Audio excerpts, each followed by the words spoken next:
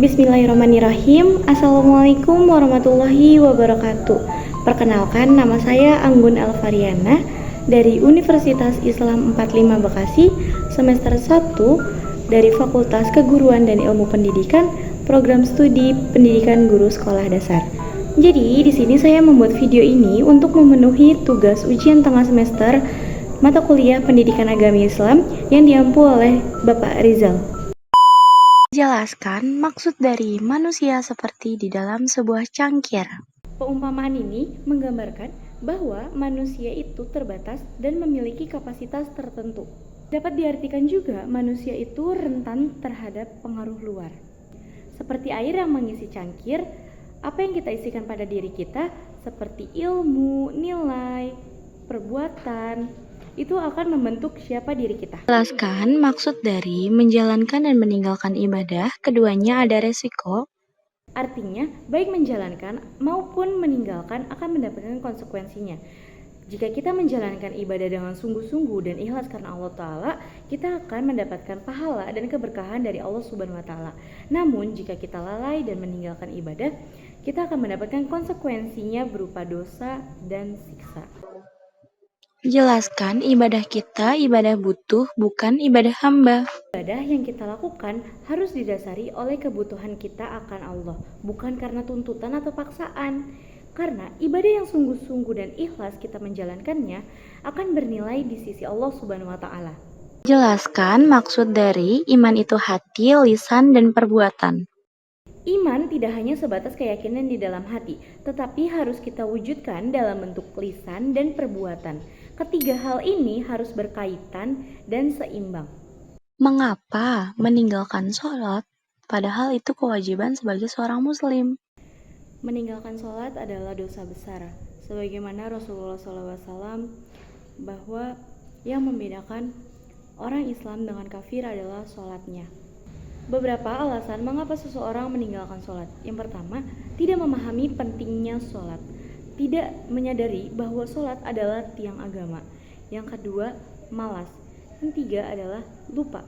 Terkadang seseorang terlalu sibuk dengan aktivitas duniawi sehingga melupakan sholat.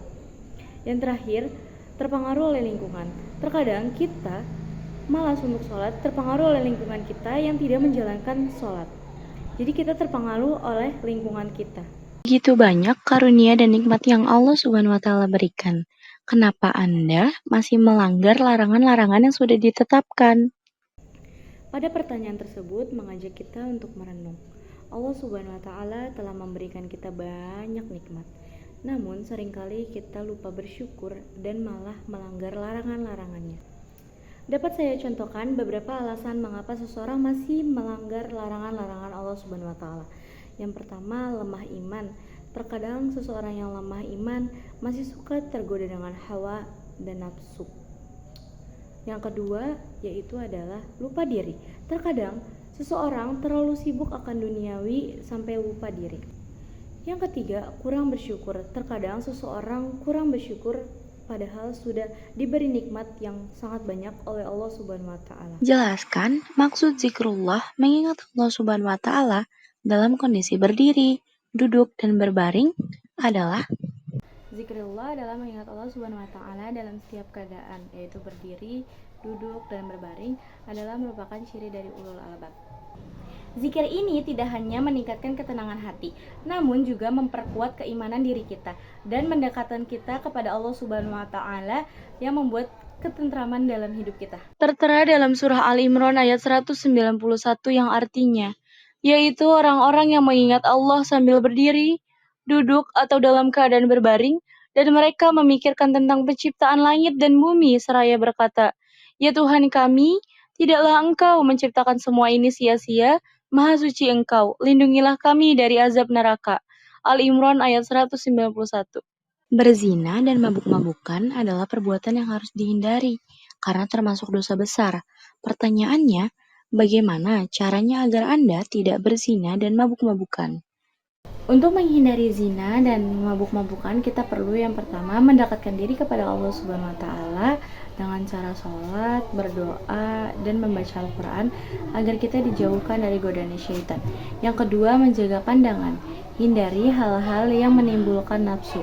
Yang ketiga, melakukan kegiatan positif, yaitu dengan berolahraga, membaca buku, dan kumpul keluarga. Yang keempat, berkumpul dengan orang-orang baik.